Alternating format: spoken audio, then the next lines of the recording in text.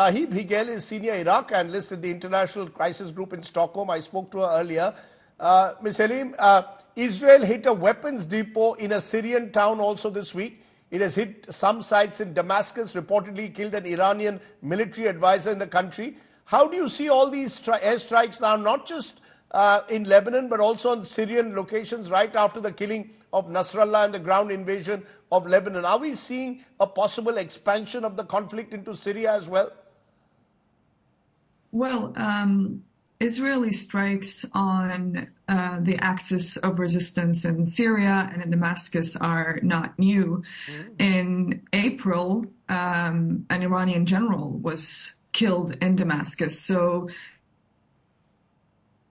this is only an extension of this war that Israel has really been waging, not just on Gaza since 7 of October, but in extension against the axis of resistance in the region.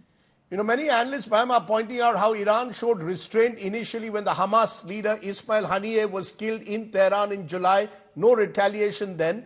Probably the moderates in the regime prevailed then. But after Nasrallah's killing, the sense is Tehran has chosen to act or had no choice to act.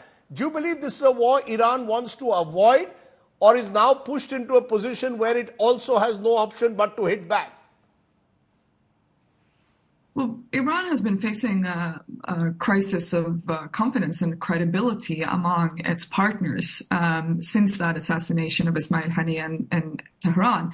And that has only been aggravated as this conflict has developed, where Israel has, to a large degree, undermined Hezbollah through a series of operations that culminated in the killing of Hassan Nasrallah, who is a primary figure of the regional axis, and this came as a great shock. And I don't remember having seen the degree of open criticism of commentators that are affiliated with resistance actors, whether in Lebanon or in Iraq, as in the past few weeks, openly criticizing Iran for its inaction. So for Tehran to act in some way, I think was expected at this point. I just want my guests to hold on for a moment because I just want to play an excerpt from an interview I did with the Iranian ambassador to India along with my colleague Geeta Mohan. Dr. Ilahi told me where Iran stands. Listen in carefully to the Iran perspective for a moment. If you say that there has been this bombing of the Palestinian people, of the destruction of Gaza, how is a missile strike of the kind that Iran has launched on Israel going to actually stop that? It will only embolden Israel even further to target Iran, possibly to target other parts where Iranian so-called proxies are there. Can I just add there, is Iran prepared? Is Iran prepared for an attack by Israel? Because that's certainly something that's going to happen. It's a good question. You know, the question has two parts. The first part is that the relation between Iranian strike to Israel and ongoing massacre in Gaza. How is it going to stop it? You know, we indirectly, when Israel is engaged with itself inside Israel, it will, and we targeted military bases, military installation of Israel. It has affected the military capability of this illegal and illegitimate regime to invade more or strike more Gaza. But they denied, sir. Mr. Ambassador, they denied. They say your strikes have had no impact. If anything, in the last 48 hours, we've seen more Israeli strikes on Beirut, on Lebanon. So, and the Beirut airport today. And do you really believe, therefore, that Iran's missile strikes have actually, in any way, compromised Israel's ability to attack Gaza or Lebanon or indeed possibly Iran in the future? You know, the media in the war, during the war, or any tension, every side tried to underestimate the consequences or result of any operation. You know, we do the same. They have, but you before the start of our talk, you in your channel you show that Iranian missile how hit the territory of occupied Palestine and the explosion. So, you know, you're listening to the Mr. Isherkov. The Iranians claim that they have sent out a strong message to Israel with these ballistic missile strikes. Do you buy that? Do you believe Iran is being underestimated when Israel says, look, we'll go into just what you did in Gaza, what you did with the Hezbollah? Can you do it actually in Iran? Or is that a huge risk that Israel would be taking if they chose to directly confront a country like Iran, which could be weeks away from being a nuclear power? Well, first of all, let me address the point that you asked before if Iran wants to avoid war. Yes. Well, obviously, supporting Hamas, supporting Hezbollah, supporting the Houthis and the multi-front war against what they can't even mention the name Israel. They always talk about the occupying Zionist regime, the so-called supreme leader. So I think we know exactly where Iran is. Second of all, the fact that Iran attacked Israel since April and over the last couple of days with something in excess of 500 missiles, rockets, and cruise missiles and drones, was not a show of strength. It was a show of great weakness from the strategic point of view from the Iranian side. There was no strategic damage in Israel, and we were able to defend ourselves and intercept many of these rockets coming in. As opposed to that, the Iranians do not have the same missile defense as Israel, and they'd be should be very cautious about when we say that we will be determined to reach out and to attack threats to our national security, wherever they come from in the Middle East. We mean what we say. Now, we're not looking to escalate this into a regional war. I think we should consider our response carefully. It doesn't necessarily have to be just a military response. It could be a response that incorporates economic sanctions, very serious sanctions, energy, looking at the energy section, and also, first of all, not forgetting that Iran, as was said before, is maybe weeks away from being able to put together a nuclear weapon capability. And this is one of the things that Iran is very happy about the present situation, because everyone is talking about Gaza, they're talking about Lebanon, they're talking here, there, but then no one is talking about the Iranian nuclear program, which is a very, advanced program in terms of the levels of enrichment and also possibly in terms of their weaponization of nuclear devices. So these are things that we have to take into account. But does, if I may ask you more directly, and as some of our panelists have alluded to that, including the Israeli ambassador, saying it is Netanyahu who wants to prosecute this war because of his own internal issues, because he sees this as an opportunity in a way. Perhaps he needs to continue to prosecute the war. You've got KC Singh suggesting that he knows the US at the moment with a lame duck president will not stop him. There were even reports that there was a ceasefire that had been agreed upon. What does Israel do? Go and take out Hassan Nasrallah. So is Mr. Netanyahu determined to prosecute the war? He doesn't want any minimalist option of economic sanctions. He wants to go in. Look, I'm not a spokesman for the Netanyahu government, and I have my own views of how we should prosecute this war. And I don't think that this, the need to defend Israeli national security is not just a personal political need for Mr. Netanyahu. It is also a national security imperative. So how would you prosecute the war? How would you say you have a different view to prosecute? Let me ask you a question. How would India respond if you were attacked with 181 ballistic missiles? Would you say, well, this is a political thing, we can't, respond to this? Israel, like every country in the world with national security problems, needs to maintain its deterrence. We cannot afford to allow a country to attack us daily with hundreds of rockets from Lebanon, also from Hamas, and also direct attacks against Israel. There has to be a very strong message sent to Iran. And I'm sure Indian national security experts would understand the very clear logic behind this. Interesting. Just let me also play what I asked this question to Sari Hanafi, who is in Beirut, on Iran. Iran, Mr. Hanafi, this week firing nearly 200 missiles at Israel.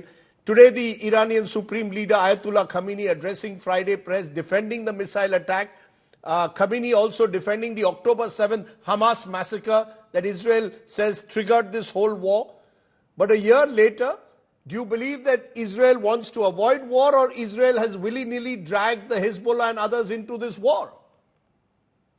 Yes, I think all the world want to avoid this regional war, except Netanyahu for a personal reason, and actually is a fascist society and regime. Because if you look to the poll in Israel, is around 69% of the Israelis in favor of invading Lebanon. So it's exactly like in the time where you were colonized by British. Go and make a poll in UK. They would be very happy to stay in India. The same thing about this fascist Israeli society. So only this society wanted regional war. Neither Iran nor even United States wanted. But of course, United States become so weak in front of this bloody Israeli lobby inside of this society and Netanyahu genocidal project for the region. Let me get in more responses. First from you there, Andrew Latham, you're shaking your head listening to that. These are the words we hear. The Arab view is very clear, with slight variations perhaps in expression, but the fact is they see Israel as occupying Gaza. They believe, you tell them about October 7th, they will take you back to 1947. They will then turn and say the United States and the United Nations have completely failed to stop the war. How do you see this therefore playing out? Is the United States simply no longer seen having any effective moral leadership or political leadership to be able to play any kind of role anymore? Before I get to that, let me just say that I wish I had never heard such nonsense in my life, but I hear it all the time on American campuses. Genocide, really? When Israel occupied those two territories in 1967, there were about 1.5 million Palestinians. Now there are 5.5 million Palestinians in those territories. If that's genocide, I'm sorry, but the Zionist entity is really bad at it. Second of all, we need to actually focus a little bit on, in this particular moment, who initiated this conflict. Hamas, a proxy of Iran, committed and bragged about war crimes, crimes against humanity that they perpetrated. Indiscriminately shelling and rocketing northern Israel to the point where you displace 60,000 people from their homes is a war crime under international law. Period. End of story. Mm-hmm. The bigger picture here is about deterrence. Iran thought that through its proxies, its so-called ring of fire, the principally Hezbollah, but also Hamas, the Houthis, and its proxies in Syria and Iraq, could threaten Israel so that if it ever did anything against Iran, they could unleash this ring of fire. Well, you know what? It turns out to have been a damp squib, to use the very old-fashioned term. There's nothing there. Israel has destroyed Hamas as a military actor. It is in the process of dismantling Hezbollah as a military actor. The Houthis are reduced to firing one or two missiles periodically. The only deterrent that Iran still possesses, in principle, is its ballistic missiles, because its air force and its air defense system were cutting edge in 1979, but they don't amount to a hill of beans at the moment. The ballistic missile attack amounted to nothing. Again, Israel has a choice. It can respond in kind and blow up a few Iranian air bases, which it could do with absolute impunity. Mm-hmm. There's no way the Iranians could stop them. Or it could take it to the next level of escalation dominance and strip Iran, the Tehran regime, mm-hmm. of its ability to fund these groups by simply shutting down the only two ports they have. through which they export their oil, most of which illegally. If the EU and the United States and others really begin to enforce the sanctions that are already in place, Iran as a state might well, this particular regime, this Islamist regime, might well collapse. That's what Benjamin Netanyahu is hoping for. I think that's what a lot of Republicans in the United States are hoping for, and I'm pretty sure there's a lot of Israelis are really hoping for that. That's where we are. KC Singh, do you therefore see this at all happening? That is what Khamenei said today, bravado of a leader who finds the Hezbollah, which they have sponsored, losing their leadership, finds Hamas destroyed, finds the Houthis possibly also under pressure. So could we envisage a possible scenario where this is Iran's last stand, or this regime's last stand in a way? Rajdeep, I don't think Iranian regime is going to collapse that fast. Iranians have a tendency, it's an old civilization, 2,500-year-old continuous governance there. So they will rally behind the government if there is an attack from outside. They will put it, because after all, the sanctions have been there for a long time. These sanctions were supposed to act in the last 7, 8 years, 9 years, and imperil Iran. It has not happened. People have put up with a lot of distress, economic distress, but there is also a porous exchange between, say, Dubai and places in the Gulf, which help Iran out. No, so are you saying a regime change is ruled out? Are you saying that irrespective of what happens next, a regime change in Iran is ruled out? Look, it's not going to be that simple that you bomb their things out and after that the people rise up. People have risen up in the past. And that then, because the regime is not just a civilian regime. It's got a clerical base. It's got a military base, IRGC. It's very intertwined. It goes down to the village level. So it's not an isolated Shah of Iran sitting in Tehran, whom you can take out with some demonstrations in Tehran or change just the leader at the top. It saturates the entire thing. It's a combination of religion combined with their history, their past, and that comes in. The minute you attack them, they'll all come together. The people will be willing to sacrifice. They will all come together. And they'll find a way out of it. And remember, the Chinese are absolutely silent. The Chinese defended the April missile attack of Iran on Israel. Don't forget that. There is an overland connection through Central Asia to China and to Russia. The Russians are also watching. There's the Caspian Sea, through which the Russians and the Chinese would help them. So therefore, it will become a big bipolar, new kind of Cold War, in which Iran will be up front. The regime is not about to collapse, not so quickly.